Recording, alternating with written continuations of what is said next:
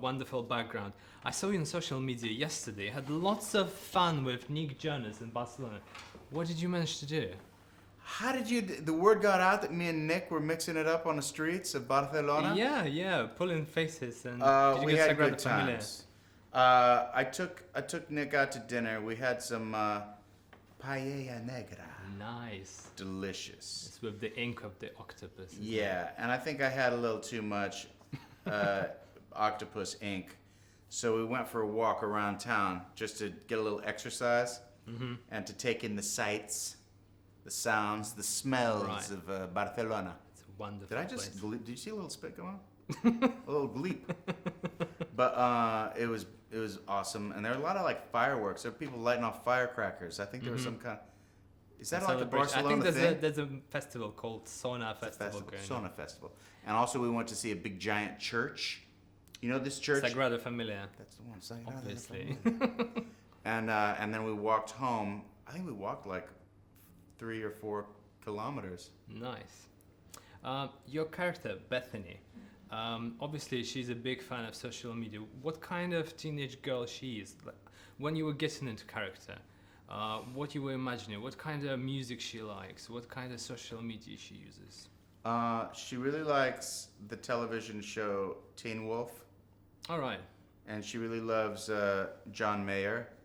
It's her favorite musician. He's just so cute. Oh my God. And he's such a good musician. She's very popular in school. She's very pretty. She's the prettiest girl in She's school. probably a big fan of Nick Jonas too. And she knows it. Ah, right. Of course she likes Nick Jonas. She's probably a bit judgmental, so if she's so... But in this world, Nick Jonas doesn't exist. Right. Because if he did, she would be like, oh my God, that's Nick Jonas. And she didn't say that. So it's an alternate universe where Nick Jonas doesn't exist. If Bethany saw me, what kind of advice she would give me to be cool? What should I change around myself? What would so she say uncool. about you? Yeah. Well, I guess she would just be like, start playing guitar. Ah, damn, I have to learn to Do you play guitar? No, I don't. Yeah, I'm not I should interested in start. you. I'm so sorry. I'm so sorry. What was your favorite scene making this movie? Was there a lot of CGI stuff, or was there a lot in front of the camera? I mean, CGI stuff is always a challenge because you have to use your imagination, and that's just inherently harder than just talking to another actor, a flesh and blood human. And I did have to get eaten by a hippopotamus and do some things that would be done later with special effects.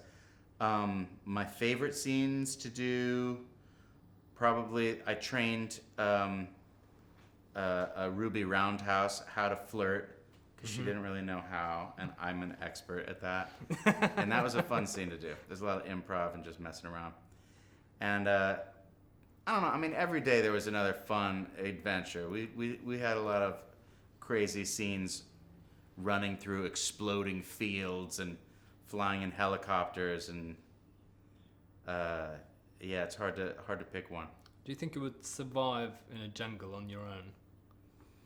Or No. For how long? You know, I have thought about this a little bit, and even though I have had some experience camping, I went on an adventure Was that when like I was when you were 19 years old. I went on like a 3-month trip into the forest. So I should be able to survive, but I don't. I think I've forgotten all of those skills. I'm a city boy. I'm a city boy through and through. We all are. I give myself probably 6 days.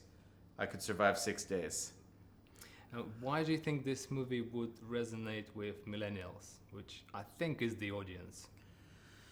Well, like you say, it does deal a lot with social media and like the effects that it has on our psyche, on like how many likes, how many followers, how many this and that, and it's also just an awesome action adventure game, like from the perspective of living inside of a video game, that I think millennials will dig.